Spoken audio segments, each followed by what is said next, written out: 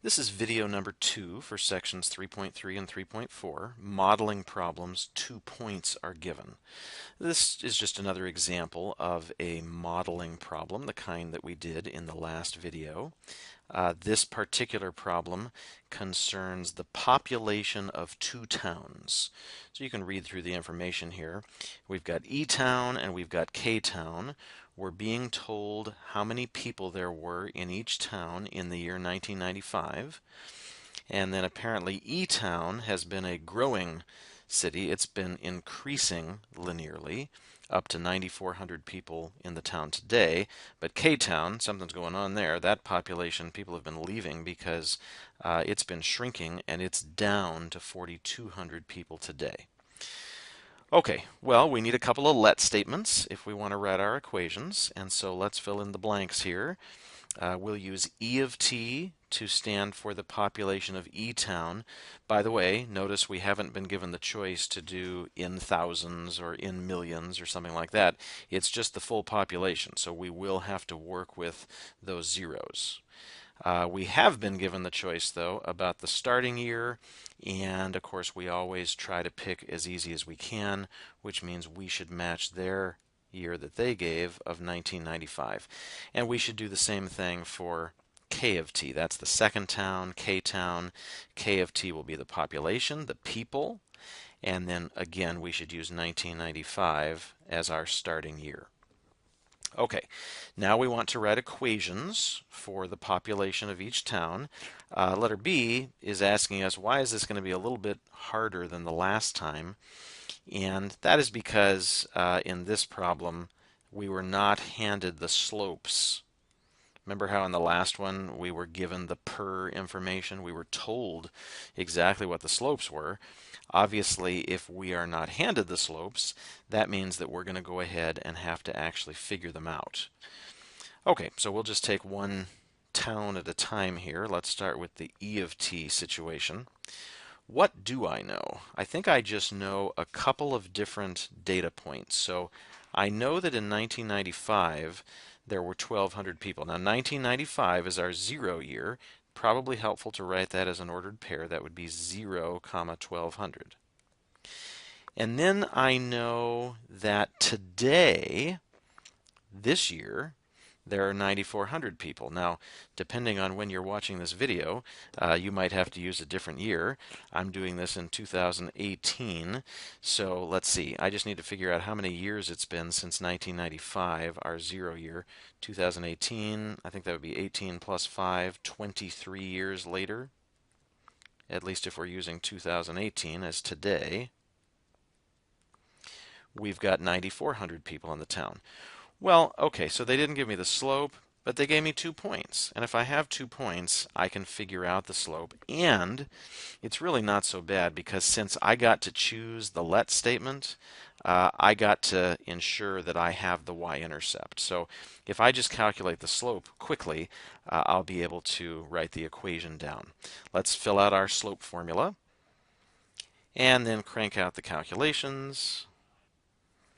And then we'll go to the calculator. Let's see, I'm not seeing any rounding instructions. I guess since we're dealing with people, I'm happy to just round this to the nearest whole number.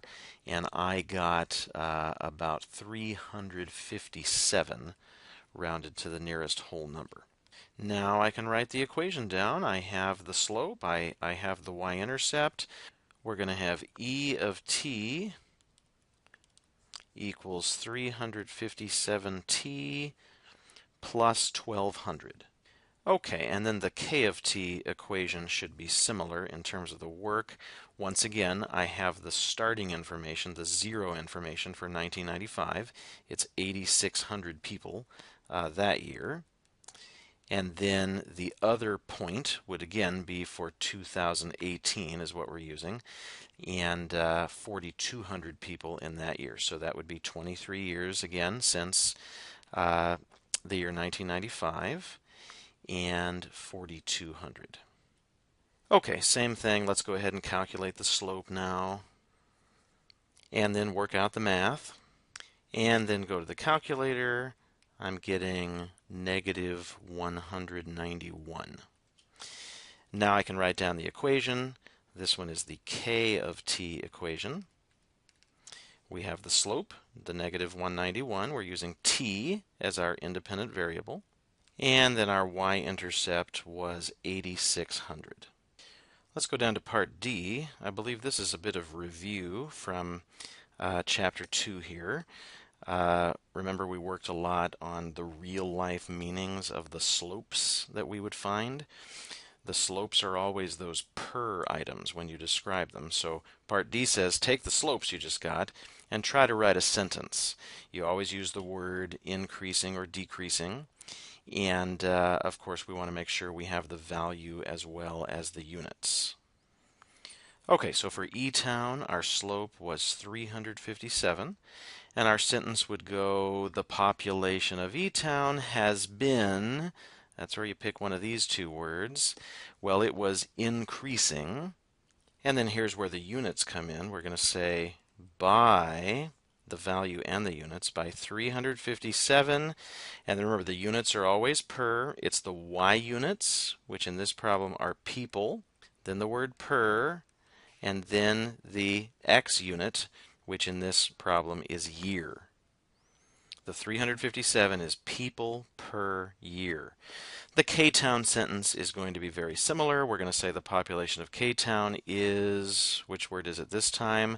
Well, that's the town that was decreasing. I can see that even here with the negative sign. And the rest of it's the same, by 191 people per year. Okay, finally that takes us to part E. This is actually the chapter 3 part of this problem.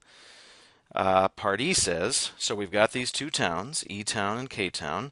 Let's figure out when the two towns had the same population. There's that word same again. That's what tells you this is a problem about solving a system of equations. We're also being asked how many people that was. What was that population? Well, again, we want to use algebra to answer this. This is going to be very similar to the last video. I'm just going to set up a system and solve it. Once again, there's that hint. We don't want to use our e of t and k of t as we do the algebra, so we'll replace those equations with y. Let's go ahead and write out the equations then. So here's my equations. Once again, I'm feeling like the method of substitution is just so perfect. I can take this piece and substitute it in for y in the second equation, and then carry out that same simple algebra we did the last time.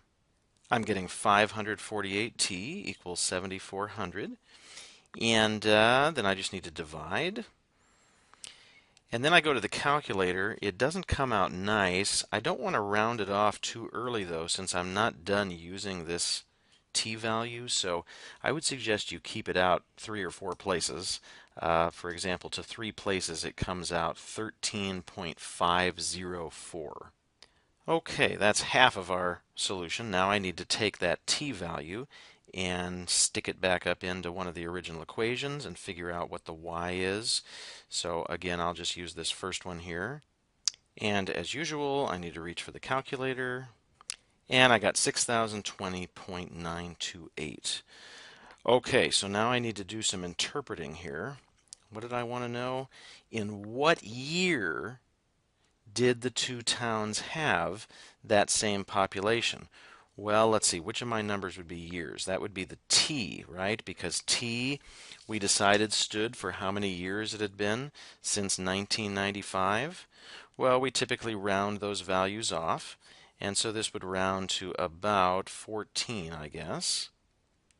I just need to add 14 to 1995, and that will give me a final year of 2009.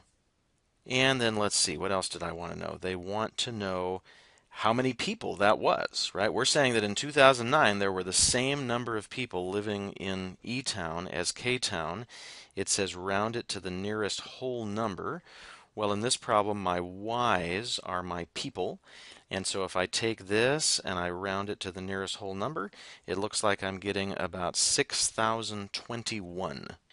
So we're saying that in 2009, each town had a population of 6,021.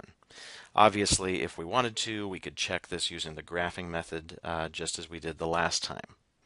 So to sum up, we solved the system of equations to help us answer the question.